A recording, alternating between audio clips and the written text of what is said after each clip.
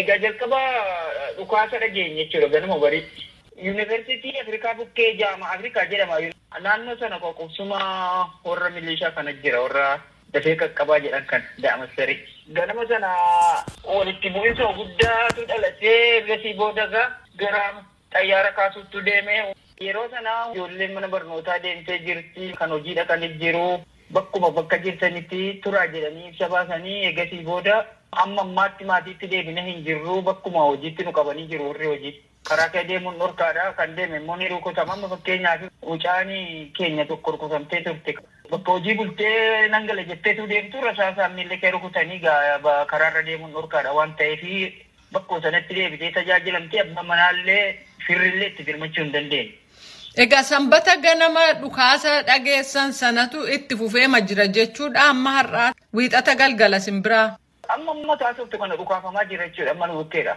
Waan tokko waan dhaabbate hin qabu sa'aatii 24 itti fufee jira xayyaaratu rukutaa jechuudha. Egaa gaafa dubbiin kun ka'u namni waa beekees dursee midhaanis hin bitannee of eeggannoos hin goone maal nyaattanii jiraattu? Bakka hojii kootitti qabamee jira maatii koollee argaa hin jiru. Addana waayifaayi bira waan hin jiruuf naannatu bilbilaa fasi'achi. Rakkina qabu nyaati hin jiru bishaan irraa citaa. Uummata keenya qofa miti walumaa gala uummatuma wajjin rakkachaa jirra jechuudha. Ijoolleen Oromoo illee bakkaa bakkatti kan du'an jiru. Kaleessa naannoo kanaas mucaan Oromoo tokko du'eera rukutame. Keessattuu egereen baqattoota addana keessa jiranii baay'ee gaaffii jala galee jira. Torban darbe keessa 1000 mana hidhaatti guuraa turan. Yaa Rabbi maaloo yaa Rabbi nu gargaarisuuf jennuun kun immoo dhufannoo irratti dabalamee jechuudha. Kana biraan waan haaraa nama dhalataa jiru fakkaatanii nama saamuu jalqabanii jechuudha. Sirroo mootummaatu of eeggadhaa jedhanii himaa turanii itti seenanii makka konkolaataa kanaa qaama mootummaa fakkaatanii nama sodaachisuu fa'aa jira jedhanii waan akkasii haasa'aa jiru. Televezyiinii, reediyoo, raadiyoo maal argitu? Ani kana bira jiru gaadha hojiin koo hojii balbala eeguuti. Waan ta'eef waan kanarraa ufa godha waan argaa jiru qabu kun osman telefoonaan namooti bilbilanii natti himaman. Egaa tajaajilli bishaanii ibsaan waan akkasii hoo? Bishaan hin cita. Ibsaan hin cita. Soomiidhaan uummati kun azzabamaa jira. Dhugaa Rabbi duniyaa marratti Rabbi nu azzabe jechuu dandeenya. Fakkeenyaaf amma ijoolleen keenya mana barnootaa gaafa sana dhaqan har'arraa achi jiru. Karaa ba'anii galan dhabanii.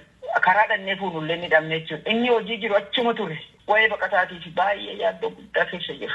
Achuma magaalaa Kaartuum keessatti waan naannoo isaatti ta'e baqataan kan biraa naa ibsee jira. Ganama isaa wal loluu tammaatee burjaajii guddaa nutti dhalatee rakkoo guddaa keessa jirra. Olii gadi deemuun waan tokko hin danda'amu mana sana keessatti garaadhaan dachiifnee jirra jechuudha. Gara xixiitiin kee argattu hin beekamu jechuudha.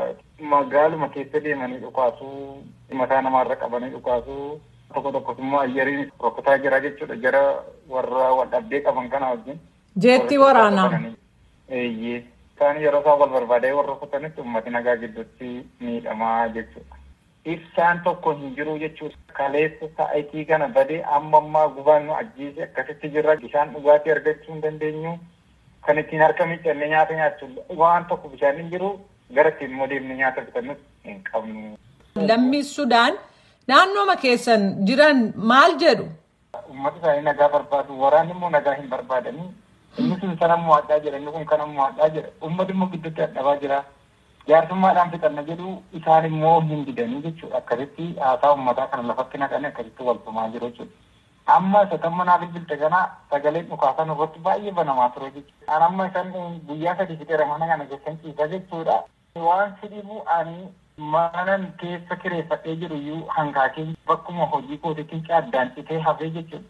Yeroo hundaa waraqaa fidii waan jedhamu sinumayyuu waa'ee kana rakkisaa jiru waan ta'eef. Baqataa jechuu keessanii? Eeyyee. Kanaaf uummanni mana keessa taa'u isaa wayyata. Waarri waaqayyo dabarsee kana maal godhu? Rabbi rakkina kana keessaa immoo habaasa uummata keenya dararamaa jiru biyya kana keessatti. Gareeleen Sudaan keessatti wal waraanaa jiran kun dhukaasa dhaabiinsa hojiirra akka oolchaniif addunyaan gaafataa jira.